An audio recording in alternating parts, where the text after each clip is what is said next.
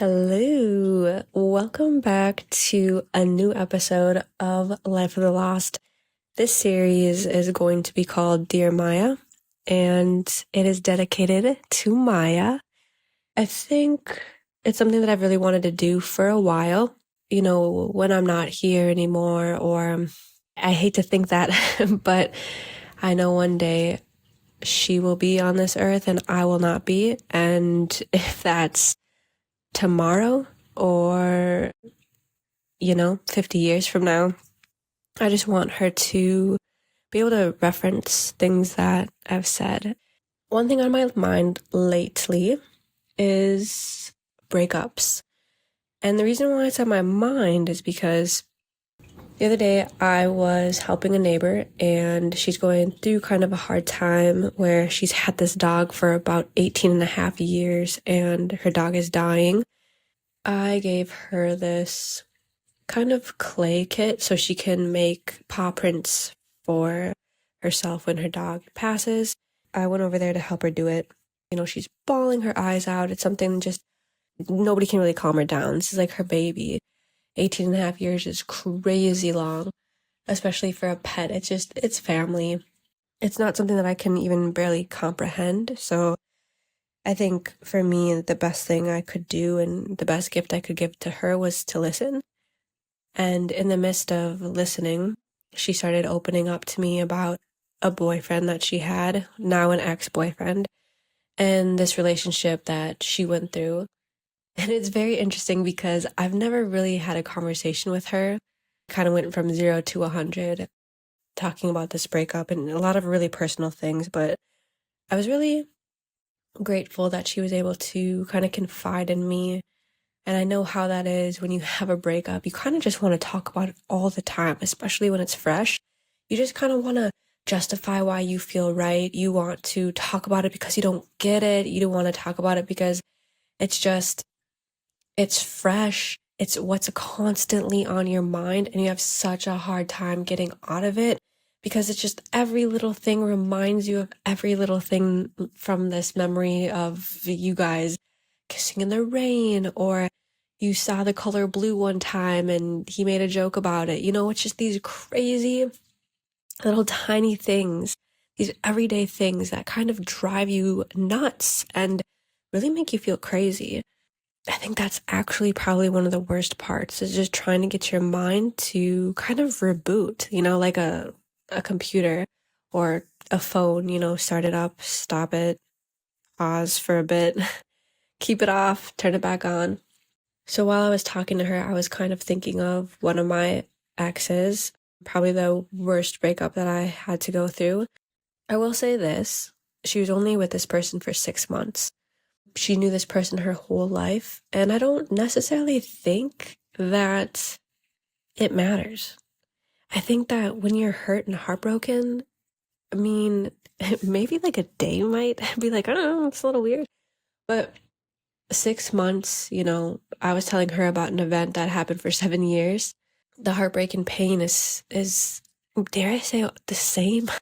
Almost the same. She was just broken. But nevertheless, I was listening again until towards the end, it kind of felt like it was lighting up, and I felt like I could talk to her a little bit about my experience. Sorry, my allergies are kicking my butt right now, but I said one of the most important things for me was really just trying to, like I mentioned earlier, reboot my brain, like really trying to focus on what's happening right now. It would literally be like me looking down at my fingers and saying, oh my gosh, girl, you have like 5 fingers. Ooh, your nails are nice. And then I would eat and I'd just remind myself, like, Megan, what are you doing in this moment? You are eating this fresh potato, or you are cutting this beautiful mango, or you are just walking, or you are brushing your teeth. And I think things like that really helped me just be in the moment. I was kind of telling my brain, this is what we're focusing on right now. We are not focusing on this heartbreak. Our heart is burning. It is sad. It is broken. But we, in this moment, are brushing our teeth. We are looking in the mirror. We are doing this or doing that. That is one thing that really, really helped me get out of my own head and dwell on these past 7 years that were just gut-wrenching. And I think that was really nice to kind of explain to her, and she really resonated with that because she kept repeating how it was really hard for her and thinking of what you could have done, what you should have done or said. The blame has to be on somebody, right? It's so hard in the moment to realize that there's going to be so many lessons that come from this. And you're really going to look back on this, and everybody says it. And I know you don't feel it right now if you're going through a heartbreak, but you're going to look back and just kind of, dare I say, laugh a little bit at yourself for just feeling so broken over this person. A lot of the time we don't understand in the moment because we're just feeling this pain just kind of rip through our chest, and it doesn't feel like it's going to get better anytime soon. So that was one piece of advice. Another piece of advice is, I know everybody's different, but I think this has helped me and a lot of people in my life, going cold turkey. When you know that the relationship is done, maybe they cheated and you don't really want to have to go through the heartbreak of looking behind your back all the time, wondering who they're texting. You don't want to have to go through that because you just don't feel like it's going to get better. Or maybe you just realize like this is done and like I want to move on. You know, it could be any situation, but you're going through the breakup. And I think the best way to go about it is, I know people really want to stay friends, but in the beginning, I think it's best to just go cold turkey. Now with my neighbor, he had keys of her house and she had tools of his. And she got 2 pieces of advice.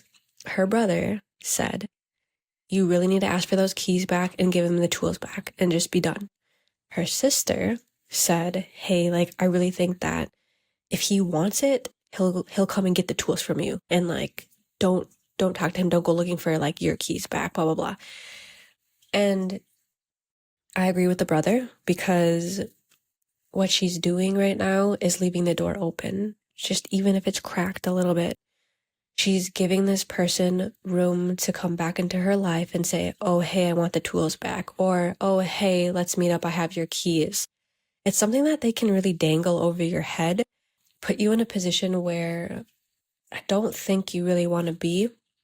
Because if you're getting over somebody, the last thing you want is somebody calling you or messaging you, you know, when maybe you're having a good day and out of the blue, here comes this like, this cringy moment of just, you know, just, you don't want to have to deal with that constantly. And I think that just giving it back is the best thing you can do. For me, I went to Walmart and I got this giant tub, and I think it was a black giant plastic bin. And I just put all of my ex's clothes in there, a lot of things that he had given me, just miscellaneous things because we had lived together for a bit. And I just gave it back. And that was the last time I saw him for a year. That was really nice because I just got rid of it all. And let me tell you though, that wasn't the last time I had to see somebody in his family though, because I still had certain things. I still wanted to hold on to things just in case, you know, to have that door open. I didn't feel comfortable closing it yet. And finally, when I just hit my limit where I just felt like I'm done, I put all of these important papers that I had. I think I had like his birth certificate and like car titles that we had gotten when we were together. And I put everything in this folder and I gave it to his sister. And that was really heartbreaking because I really loved her. I really loved her kids. And I would consider her one of my best friends at the time and really confided in her with life and advice and everything. So I think that was really hard to also say goodbye. While in the midst of saying goodbye to her, she had mentioned this new girl that my ex was seeing. And obviously it was heartbreaking all over again to hear about these things. And so that's why I feel like you really have to cut people off cold turkey and their family members, no matter how close you are, because you really you put yourself in really dangerous positions with knowing too much. You put yourself in a position where you might feel like you can ask, and so you do ask, and then it's another gut punch over and over, and you really just need to give yourself time to heal. And maybe you are super strong and a few months later you're able to handle that and you're over it enough to, listen, but I'll tell you what, I never was. I really just wanted that to be the last time I saw any members of his family and him. I just wanted that to be it. What we really want is them to hurt just as bad as we do. I was told that women, and now this is not like a study that I've seen, but maybe I should look into it, that women really take heartbreak really hard in the beginning, right? And then they go through it for X amount of months. And then they kind of, are able to slowly, I'd say like slowly mend their heart a little bit more. Where in the beginning, men are just kind of up in the air with it and not really dealing with it until maybe like a few months in. Then they kind of start realizing that it's actually happening and that, you're not contacting them. And that's kind of been my experience with friends in relationships as far as them being with men. And I think it is really hard too when you're really trying to heal and they try to come back into your life and they try to make up excuses, and it's just not really fun, I'd say. You just really need to take care of yourself. Another thing that I told the neighbor about was something that I learned recently.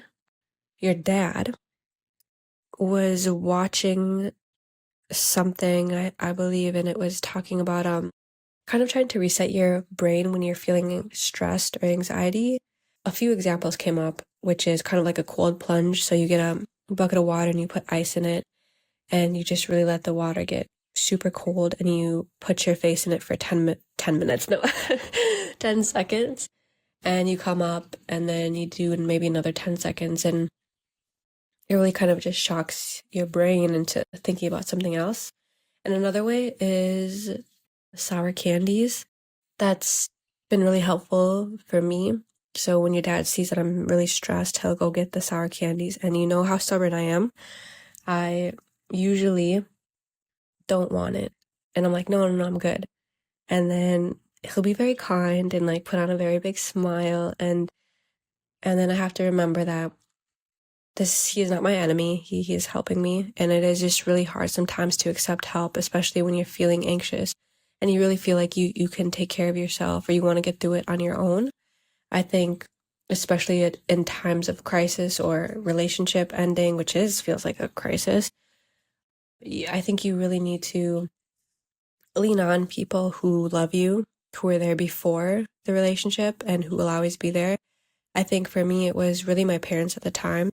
I was living with my parents, and they would always want to go to flea markets on the weekend or the farmer's market or go out to get drinks or meet up with friends. And at first, I just really didn't want to do anything. I just wanted to cry all the time. And they really just showed up for me in every way I needed them to, each of them differently.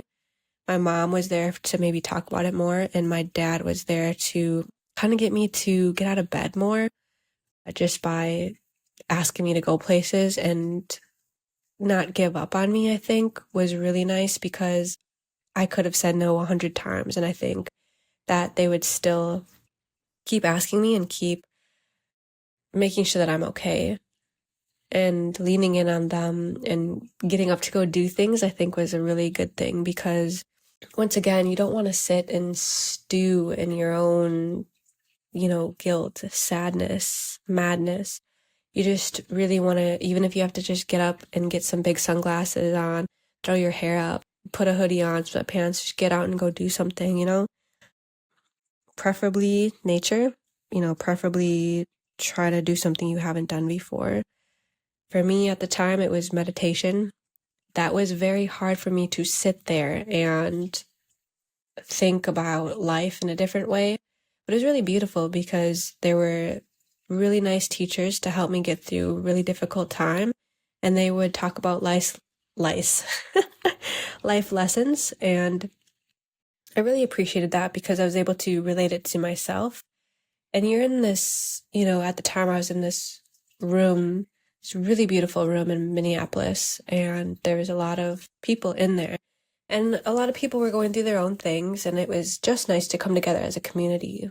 Even if I didn't really talk to anybody, it was just nice to be there. I tried my best to be very consistent with that. It was every Sunday. I believe it was at 12. They also had it in the midweek sessions too, I think on Wednesday nights. And I also joined this really funny, it's kind of like a women's circle. And sometimes we would craft. Sometimes we would do these really goofy things where we would make noises while we were meditating or yoga or this movement meditation. It was really interesting, and it really took me out of my comfort zone, which was nice because I was so stuck in this searching for consistency kind of lifestyle for 7 years, just trying to force it on somebody. I guess the next phase of my advice would be to kind of reflect on yourself, because maybe this person did something bad to you or mean to you. It's not that it's your fault, but I think a lot of the time we get so angry because at this person for the things that they did. But I also am curious if a lot of it is that we're really angry at ourselves for letting this happen to us. Sometimes we don't see these things coming, and that's not our fault necessarily, but sometimes we're just in a vicious cycle and we don't want to start again with somebody. And then we have to start reflecting on those moments of, okay, this has happened before, or I felt like this before, and it just keeps happening, and I know I'm not happy, but I'm just sticking with it. And when we do that, we're just really not being honest with ourselves, and it sucks leaving a relationship when it's done. The healthy way, is the best way, is to leave it when instead of dragging it on for years and years, knowing that, it should be done and you're just trying to force something. And I think that's really something that I reflect on for myself. I just craved stability. I craved this notion of what my life should look like at 25. I thought I would have a house and kids and be married, and I just was really trying to force that on somebody who really was not interested in that with me. Didn't make me a bad person. It just made us really not compatible. I really just didn't like anything about this person, but I thought because we were together that it just kind of has to work. And that sounds so weird and goofy and just like, why would you even think something like that? But I think I just really didn't want to start over again with somebody. Which is so interesting because even saying that out loud is weird, because starting over is literally the best thing. We start over every single day. The best thing to do is to try not to judge yourself for what you did yesterday. That sounds so hippie-like, but change is good. Movement is good. And I think I really was afraid of that. But I think the key is really just to be able to handle your emotions when those things do come up, and to be able to kind of discipline yourself in a way where those things don't just beat you to the ground, where you're able to say, oh my gosh, like this was not ideal and very unexpected, but it's going to be okay. And maybe in those moments, you don't know how or when it's going to be okay, but to just trust in yourself that you got yourself this far. You got yourself this far. You made really great decisions. You made some not so great decisions, but you were able to recover from that because you're still here. You were still you before this person, and you are still going to be you after this person. You can't punish yourself forever. I think that these are the times where addictions happen as well, where we try to numb ourselves, whether it's alcohol or it's smoking weed or we're dabbling in other drugs or other addictions. I don't necessarily think that I know a lot of people think that marijuana isn't an addiction and I don't think it is an addictive drug per se, but I do think the feelings are addictive, right? For me, I think alcohol is very addictive. It definitely runs in my family's blood. So with that knowledge, I try to understand that it's not something I want to do every day, although sometimes I feel like I want to because I'm stressed out and I'm like, oh, that will make me feel better. But why I don't really do it every day is because I don't want that hangover. I don't want what comes after that. Because to be perfectly honest, which I didn't learn until my late 20s, it sounds funny saying that now that I'm 33, but I didn't realize that, yes, drinking kind of numbs you and maybe brings you some kind of confidence boost. But I really, even if I didn't black out, didn't drink enough to black out and feel horrible where I can't remember things, I still don't really remember what I did. Like, I come in and out of remembering what I said, even sometimes when I just have one or two drinks. And that's very embarrassing. That's very nerve-wracking because you are not in control of what was said the night before.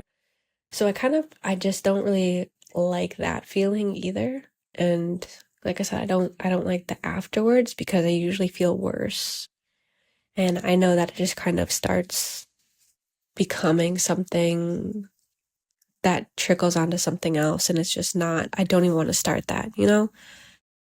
What else can I tell you about breakups? Every day that you go without talking and seeing this person is you just getting another piece back of yourself. I think that it's so uncomfortable because we've just been waiting for the weekend so we can see this person more. You know, maybe it's our school or our job that kind of gets in the way during the week to seeing this person. And then on the weekends, you really crave it because those are the times you get to spend the most with this person. But then that's kind of where I think like creating a new routine for yourself is really important. Another thing that's important as well is take time to grieve. We are not superwomen all the time. Like, of course, you got it going on. Like, you're amazing. But take time. Take time to grieve and to just melt on the couch in your bed. I always say 3 days tops because you don't want to create this another, addiction of feeling like you have to do this to yourself or be this way. But take time off for yourself to just cry for 3 days straight. And then after those 3 days, just get back up and maybe on the fourth day, you don't cry as much. Maybe you only cry for 5 hours, versus 10 hours.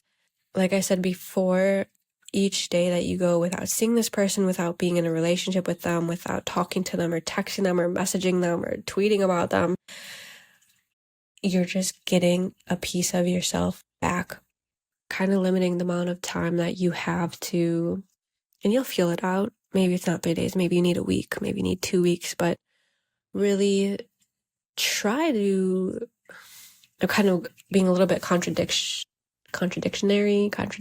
I don't know. Just really try to, once you're in it and you feel like you're going through it, this is the hardest part, really try to see where you are, because I know it is going to hit you differently than it does everybody else. Another thing that I would tell you is, it was really funny, but my mom told me to just go out and have breakup sex with people.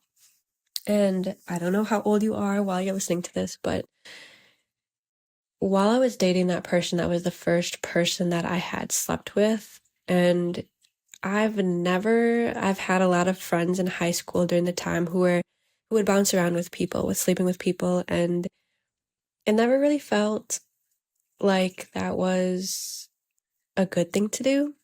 It, I know that's the time where people's hormones are going crazy and they want to do that and experiment, but growing up, I was always taught that you should sleep with somebody who you are absolutely in love with and shouldn't just jump around. So it was very, very weird to me when my mom was like, oh, you should just go have like post breakup sex with like somebody hot, blah, blah, blah. That was just not me.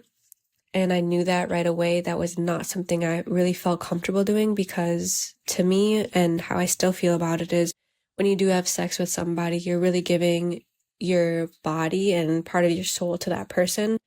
And it is really important to connect with somebody who you love and not to just give it up to somebody who's just random, who honestly just doesn't deserve your love, you know? And I think for me, it's more of a respect thing for yourself, your body, your mind, your soul. But there will be other people who tell you otherwise. So my advice to you would be listen to your gut with this one. Because I did see a lot of friends who would do this, who would really regret it, who got scared that they were pregnant a few months later from somebody that they had no idea what their name even was. People would have a lot of one night stands and they would be afraid that they would get STDs. Matter of fact, I had a friend who just had a weird, like, one night stand with two or three people at the time, and she ended up getting herpes. That was really scary. You know, we were in college at the time, so this person has to live with that for the rest of their life. Why? Because they weren't feeling confident with themselves. And one night for a few hours, they created a lifetime of misery. So I think knowing that, I just never really thought that that was going to cure me or make me feel better in any kind of way. I thought that that was really just going to make the situation so much worse. It's just now you have to juggle this. Like, now you're juggling even more feelings. But I think people think right away that it kind of distracts you. But I just think that just brings a little bit more heartbreak. But feel yourself out, just see what works best for you. And another thing that really helped me was, Adam Sandler totally helped. I love all of his movies. Mr. Deeds was a really good one. What was it? 20 something dates, 20 first dates or something first dates. You have to look it up. I watched that over and over again. A bunch of like Jennifer Lopez movies, just all these old school rom-coms because yes, they were cheesy. Yes, they were about love. Yes, they cried and I cried a lot while watching them. But I also laughed and I also felt like there's another side to this. You know, there's this really emotional side of heartbreak in these movies, but there's this positive message kind of at the end where maybe they end up together or maybe they don't, or maybe it's a mystery, but kind of getting lost in movies and feeling your feelings that way is really nice. And maybe it's controlled a little bit instead of just bawling your eyes out when you see like something that reminds you of your ex significant other. What else got me out of it? Friends.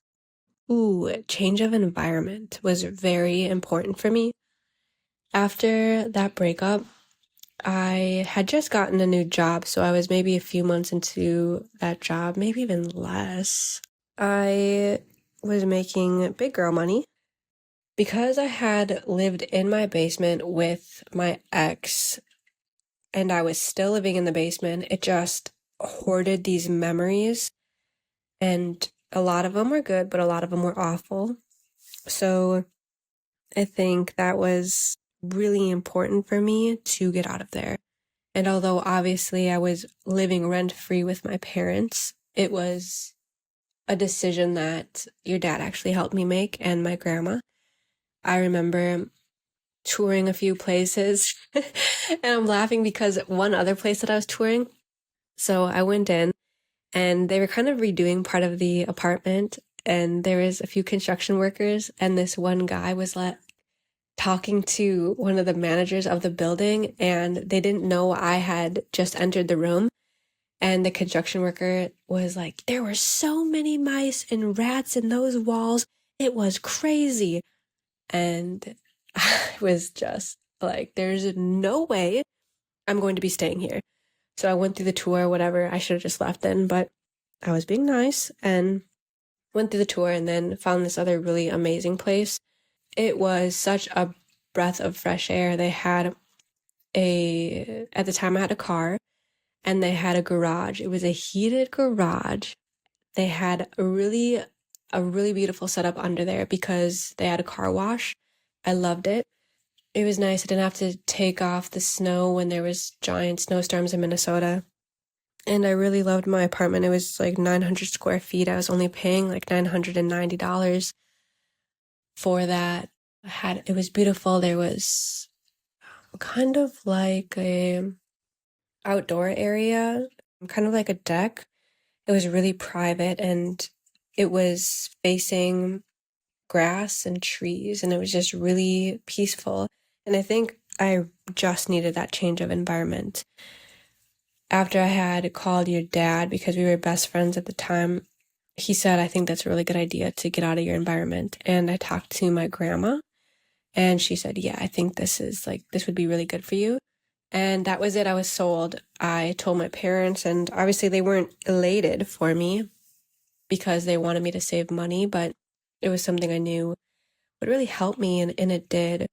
It helped me learn how to be alone again. And for 7 years, I really wasn't alone. I always had somebody by my side or wanting somebody by my side who wasn't there.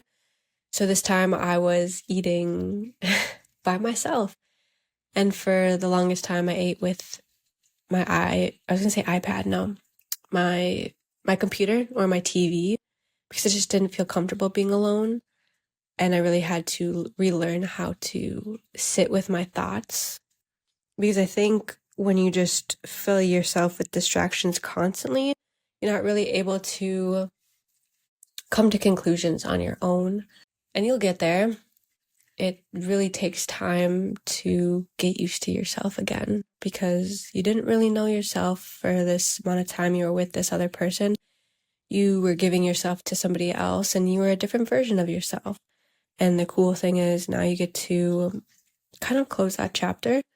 And girl, there are a lot more chapters and you get to create all of these chapters. And if today you don't want to be where you are, then it's okay. Like, call me up. Let's go somewhere. Like, let's take a trip. Let's do something, let's get out of this space, out of the environment. And maybe isn't moving. Maybe it's, just a change of scenery for a week or two. But I do think it is important to kind of get out of your space, the space maybe you shared with them. Ooh, going into a new relationship, I think the best thing you can do is make sure you're healed from the first one and really try not to take all of the stuff and baggage from your first one into the next one.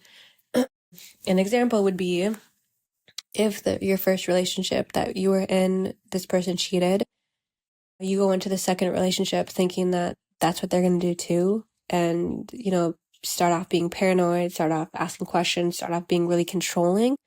I think it's really important to really try your best to get over and to push through the first breakup and really mend yourself before you jump into something else because it takes a lot of energy to be in a relationship.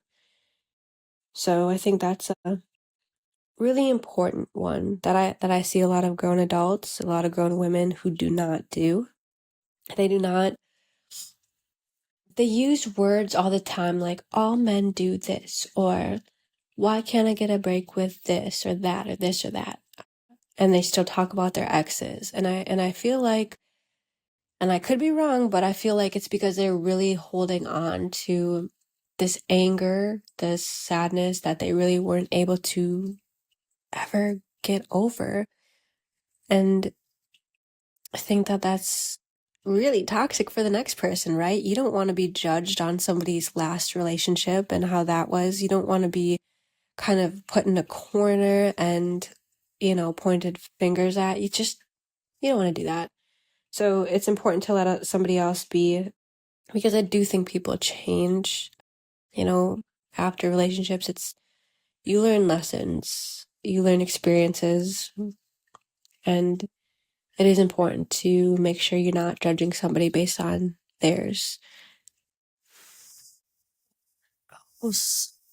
And I tell you, I mean, if you ask me, I'll tell you all about my last relationship. Not right now in this little voice memo, but I'd be happy to tell you all about it. All the ups, all the downs.